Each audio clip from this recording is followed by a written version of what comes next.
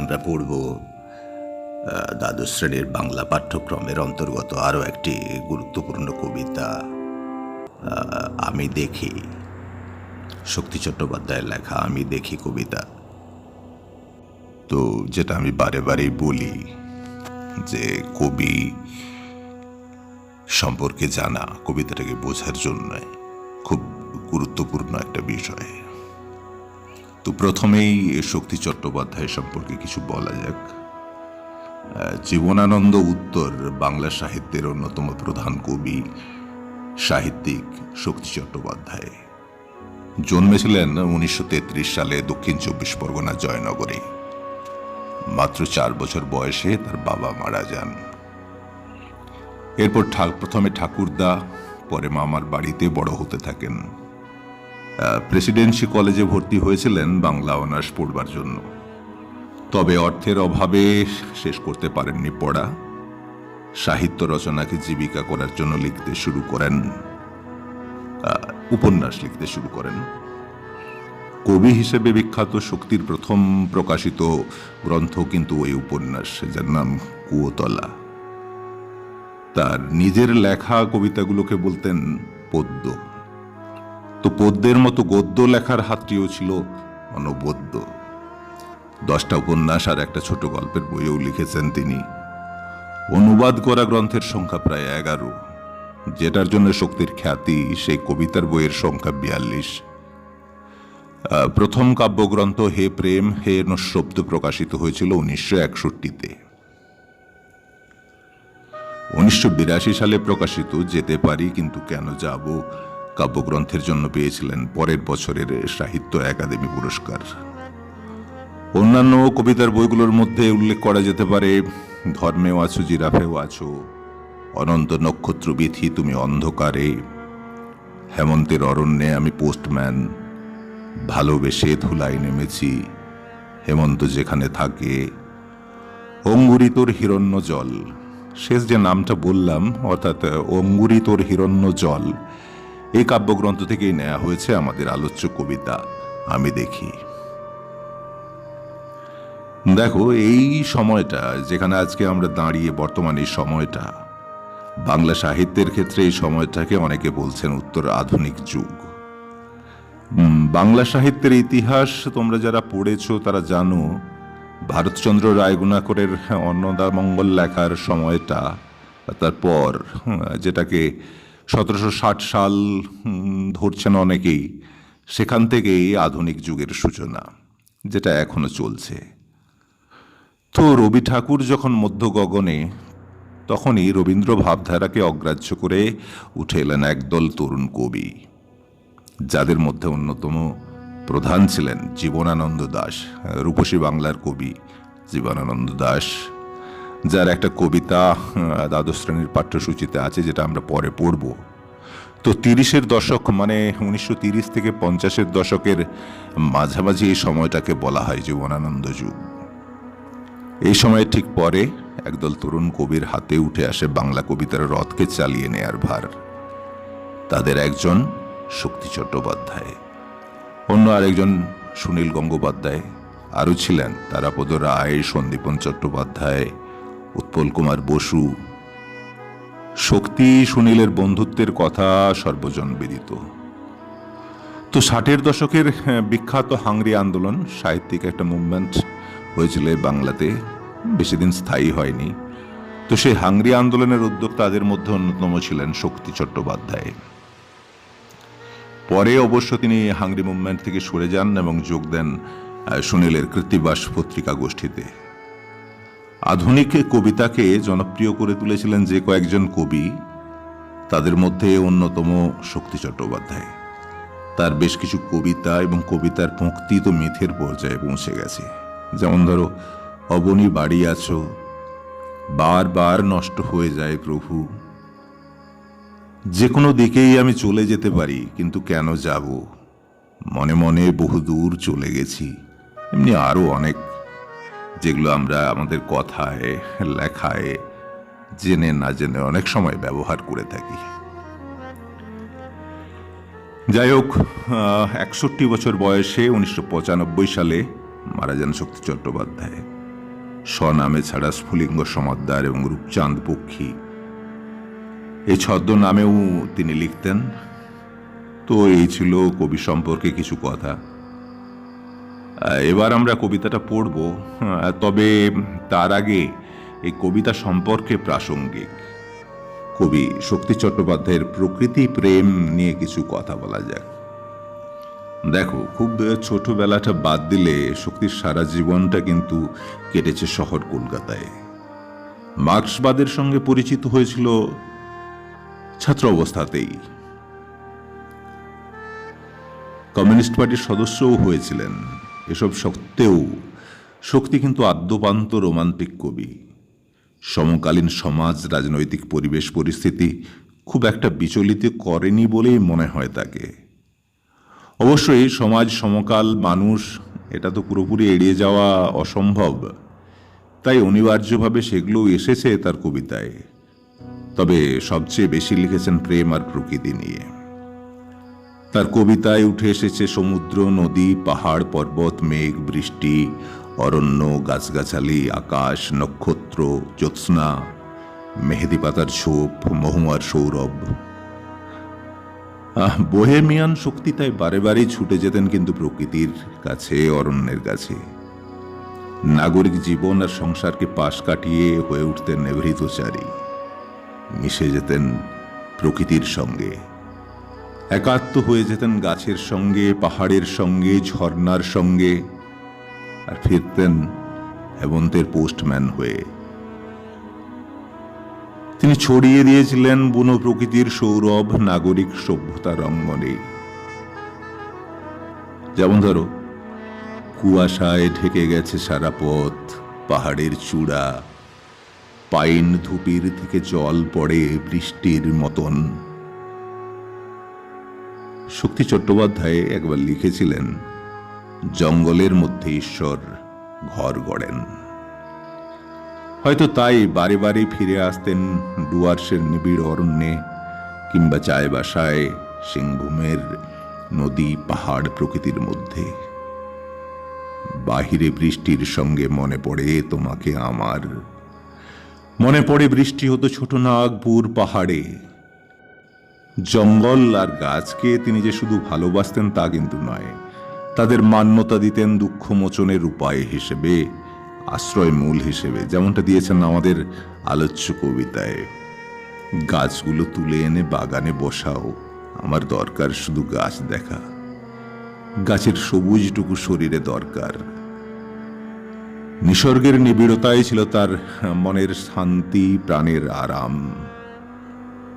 দক্ষিণ ২৪ পরগনার জয়নগরের বহেড়ু গ্রাম থেকে যে কিশোর একদিন উজান পাড়ি দিয়ে এসেছিল কলকাতায় জীবন জীবিকার সন্ধানে, সে হয়তো কোনোদিনই গা থেকে মুছে ফেলতে পারেনি পানাপুকুর আর কলমির গন্ধ। তো এবার কবিতাটা একবার পড়া যাক। গাছগুলো তুলে আনো, বাগানে বসাও, আমার দরকার শুধু গাছ দেখা, গাছ দেখে যাওয়া, গাছের সবুজটুকু শরীরে দরকার, আরোগ্যের জন্য ওই সবুজের ভীষণ দরকার।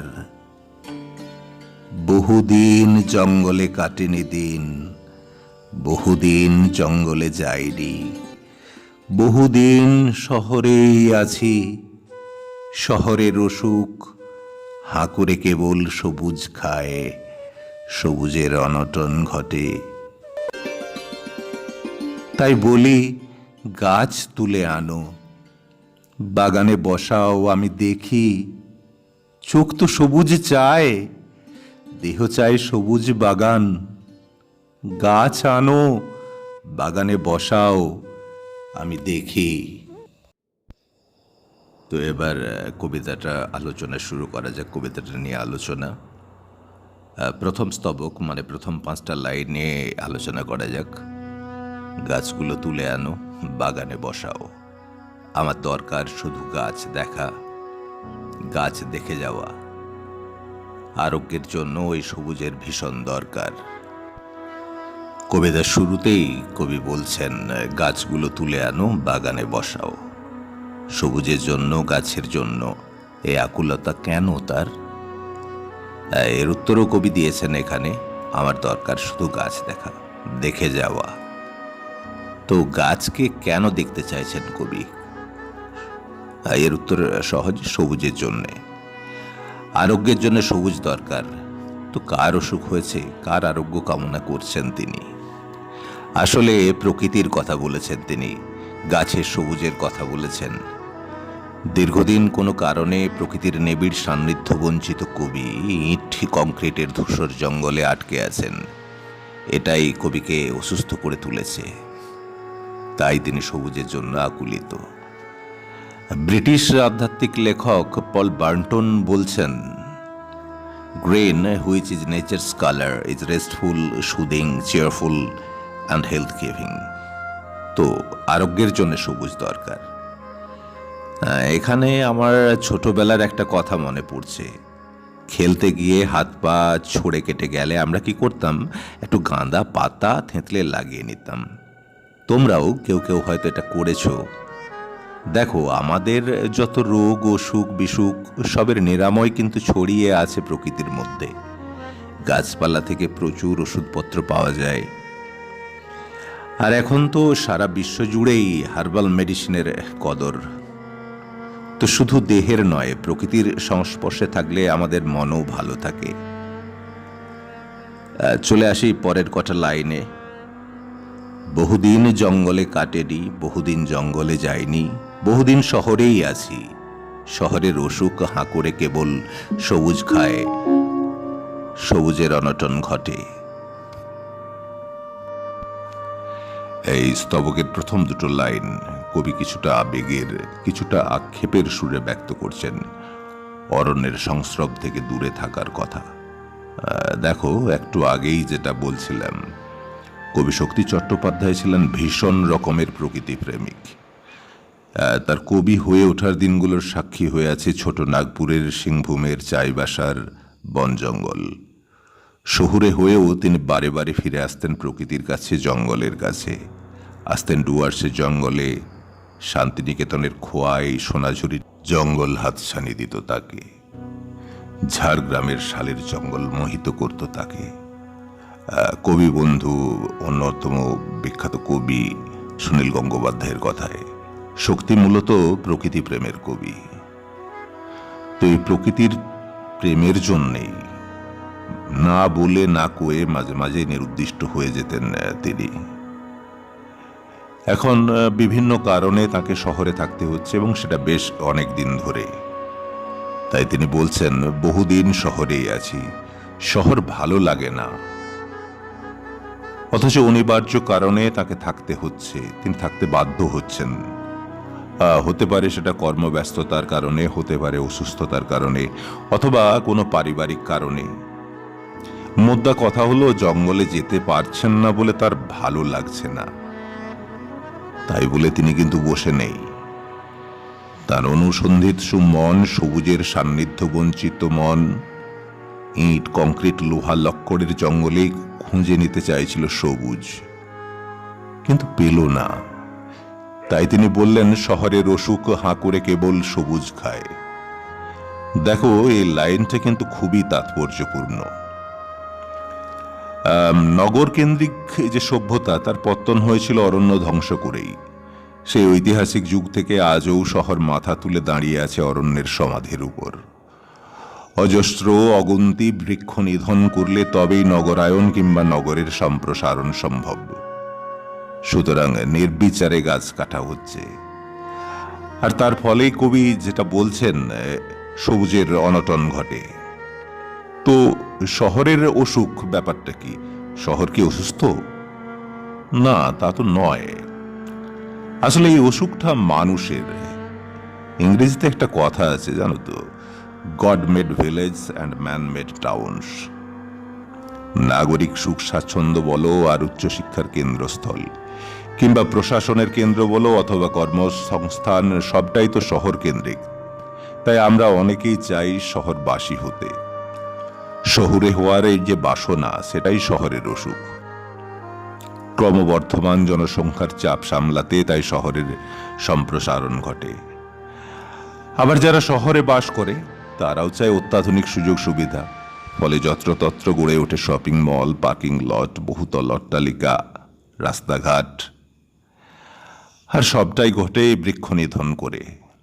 সুতরাং আমরা বলতে পারি কবির এই পর্যবেক্ষণ এবং সিদ্ধান্ত দুটোই একদম সঠিক। চলে আসি শেষ স্তবকের প্রথম 3টে লাইনে। তাই বলি, গাছ তুলে আনো, বাগানে বসাও, আমি দেখি, চোখ তো সবুজ চায়। তো এতক্ষণ আমরা জেনেছি সেটা সমস্যা।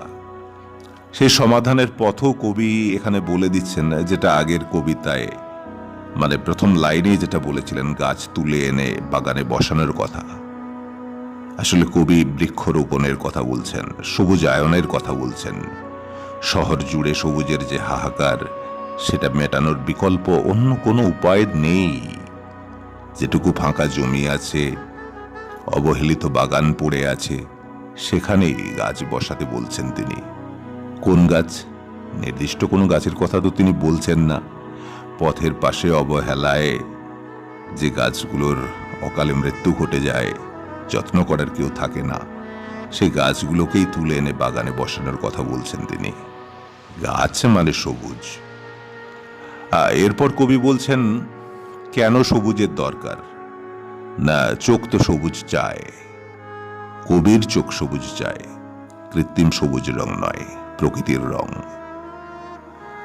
আসলে কবিরা যে নান্দনিক সৃষ্টি আমাদের জন্য করেন, তার বড় একটা অংশের অনুপ্রেরণা আসে নিসর্গ থেকে। আর এই নিসর্গের বড় অংশ জুড়ে আছে সবুজ। শহরের ধূসরতায় নেই সেই কাঙ্ক্ষিত রং। বিবর্ণ শহরে তাই কবির চোখে সবুজের আকাঙ্ক্ষা। শেষ 2টো লাইন, দেহ চায় সবুজ বাগান, গাছ আনো বাগানে বসাও, আমি দেখি। সবুজের আরো প্রয়োজনীয়তার কথা কবি বলছেন এখানে। দেহ চাই সবুজ বাগান। প্রকৃতির কোলে দুদণ্ডের বিশ্রাম কবিকে দিতে পারে পুনরায় সজীবতার ছোঁয়া। অবশ্য শুধু কবি নয়, আমাদের সবার জন্যই সবুজ খুব দরকার। তোমরা জানো, আমাদের মৌলিক চাহিদা যেমন খাদ্য, বস্ত্র, বাসস্থানের সংস্থান করে গাছ। তাই এই কবিতায় বারবার আকুলভাবে কবি বলছেন গাছ লাগানোর কথা। তিনি দেখতে চাইছেন সবুজ বাগানে ভরা শহর। তো পুরো কবিতাটা আমরা আলোচনা করলাম। আমাদের এই প্রচেষ্টা মানে ভিডিওগুলো কেমন লাগছে জানালে ভালো হয়। ভালো লাগলে চ্যানেলটাকে লাইক, সাবস্ক্রাইব করো। যা হোক, এই পড়ার একদম শেষের দিকে এসে গেছি আমরা। একবার ঝটপট দেখে নেওয়া যাক কি ধরনের প্রশ্ন আসে এই কবিতাটা থেকে। বড় প্রশ্ন যেমন নাম্বার 1, শহরের অসুখ হাঁ করে কেবল সবুজ খায়, এর তাৎপর্য কি? অথবা সবুজের অনটন ঘটে কোথায়, কিভাবে, কেন সবুজের অনটন ঘটে, তা কবিতা অবলম্বনে লেখো। নাম্বার 2, ওই সবুজের ভীষণ দরকার। ওই সবুজ বলতে কি বোঝানো হয়েছে, তার দরকার কেন? নাম্বার 3, আমি দেখি কবিতায় কবির যে বৃক্ষপ্রীতি ফুটে উঠেছে তা নিজের ভাষায় লেখো। এরকম বড় প্রশ্ন, সেই সঙ্গে বহু ছোট প্রশ্ন হতে পারে এই কবিতাটা থেকে। তার কয়েকটা নমুনা দেওয়া যাক। যেমন, আমি দেখি কবিতায় কবির চোখ ও দেহ কি চাইছে। আমার দরকার শুধু গাছ দেখা। কবির গাছ দেখার দরকার কেন? গাছের সবুজটুকু শরীরে দরকার। শরীরের সবুজ দরকার কেন? গাছ তুলে আনো। গাছ তুলে এনে কি করতে হবে? সবুজের অনটন ঘটে কি কারণে? সবুজের অনটন ঘটে। আমি দেখি কবিতার শেষ পংক্তিতে কবি কি বোঝাতে চেয়েছেন।